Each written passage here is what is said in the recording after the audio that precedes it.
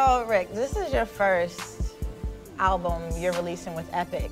This is a big day. This is big for you. Huge. This is huge. Real big. How are you and L.A. Reid working together? You know, we've been successful for 10 years. Right. You know, so he was really the motivating factor for me going over to Epic Records, and you know, that's all I need. Right. Yeah. I wanted to know, you know, I read the open letter for Rather You Than Me. Right. And you said it was a testimony album. Right. There's many testimony songs that you have, but I'm guessing, you know, this whole album has to be a testimony. Was it hard for you to reflect about the pain and the struggle and put it all on all tracks? No, it wasn't hard for me. You know, it just had to be my objective. Right. You know, and that's what the objective was for this one, to really be, you know, a powerful, pain-felt joint. Right. You know, so I pulled all the homies in, and you know, all the, you know, that syrupy production. You know what I mean? And we made it happen. Because this will be your 9th album. My 9th one. 9th album, and you've been rapping for longer than 10 years. Right. Right. I've had a deal 10 years. Right, deal for 10 years, but I think you've been rapping way longer than 10 years. Most definitely. Absolutely. So I wanted to know, from Port of Miami all the way down to now, what was the biggest lesson that you've learned in this hip hop shit? Man, it's just so many. You learn something every day, really. You know what I'm saying? And that go from, you know, you being a man to your business moves. Right. You know what I mean? And they all go hand in hand. Right. You know what I'm saying? But before the music, you got to be a king first. Right. You know what I mean? And those the rules that I applied. Going hard, you know, being loyal, being a man of my word. You know, that was the game that I used to get in the, you know, where I'm at.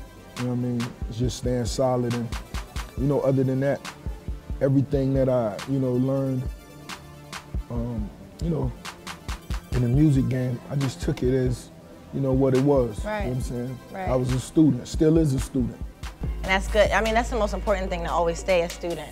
You know what I mean? Right. Do you remember the first time you decided to take rap very serious? Do you remember the day? Like, can you tell us a story about when you decided that you was gonna do this rap thing for real?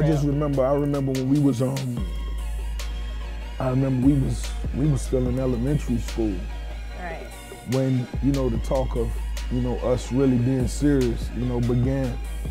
Because it began with my best friends, older brothers, and, you know, it just sprinkled down to us. So by the time we was in the 5th grade, we already was talking about organizing, you know, groups. We ain't had no talent, and then we just was sitting around like, yeah, we with it. You know what I'm saying? We with it. Right. But by the time I was going into high school, it was different. You know what I mean? I had a little word pattern. I had found a cassette my mom had misplaced.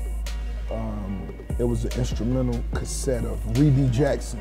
Rebbie. Yeah, she had a single called Centipede. Yep.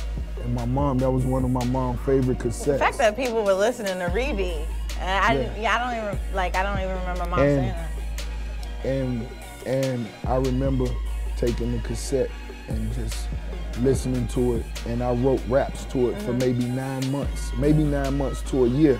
So for anybody that really love Rick Ross, you go pull up Rebbie Jackson, you pull up Centipede, you listen to the tempo. That's the tempo I trained myself to write raps to.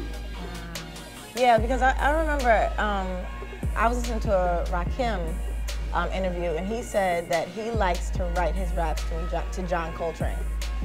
That's big. And he literally, the tempo of his raps used to be of the same John Coltrane track, like every track. And I think that's really dope. I think that's real hip hop though. You know what I'm saying? That's big when, you know, when Rakim could tell you that, because it just lets you know that you were so infatuated with his wordplay that you didn't even focus on nothing else outside of that. Right. But he was so nice with his delivery and wordplay that nothing else even mattered. Right.